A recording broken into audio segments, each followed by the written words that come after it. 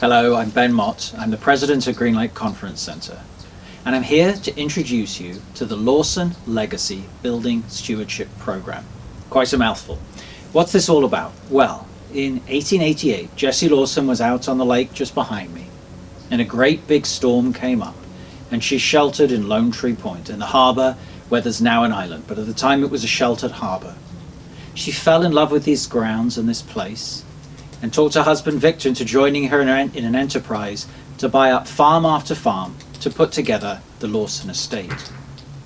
And then, in a remarkably concentrated time period, between 1903 and 1916, a whole string of amazing buildings were constructed which create this Lawson legacy of wonderful, wonderful structures. They include the boathouse from 1910, the whole greensward and the seawall in the bay, the island. It includes the barns by the front gates, and it includes stone walls and the greenhouse.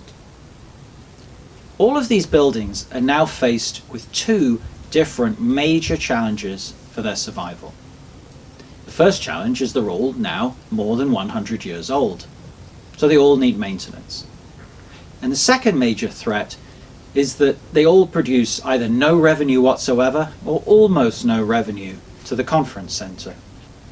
So there's no budget with which to maintain them. When you look back at the beginning of a real heart for stewarding the buildings, there was a beginning move in 1999 to put a new glass structure around the original greenhouse to preserve and save that structure. But really the genesis and the impetus behind this movement comes in 2003 with the publication of the book Just Do It Jessie's Way by Kathleen Kleinpaste.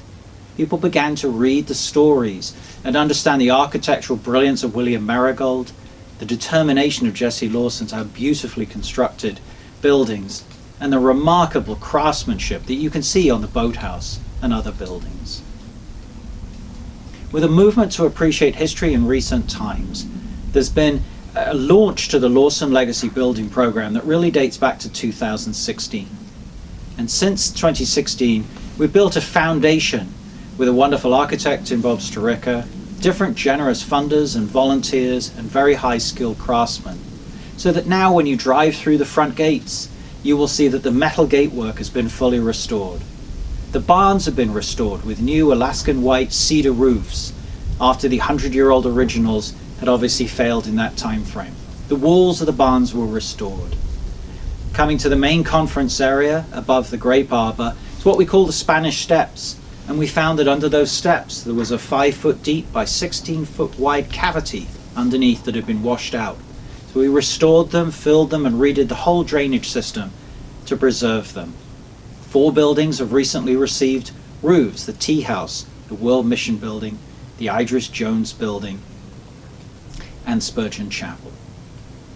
So that's created a foundation, and we want to invite you to explore this website, to read the book Just Do It Jessie's Way, and to consider how you might become a part of the Lawson legacy with a vision to steward and to preserve these buildings for future generations.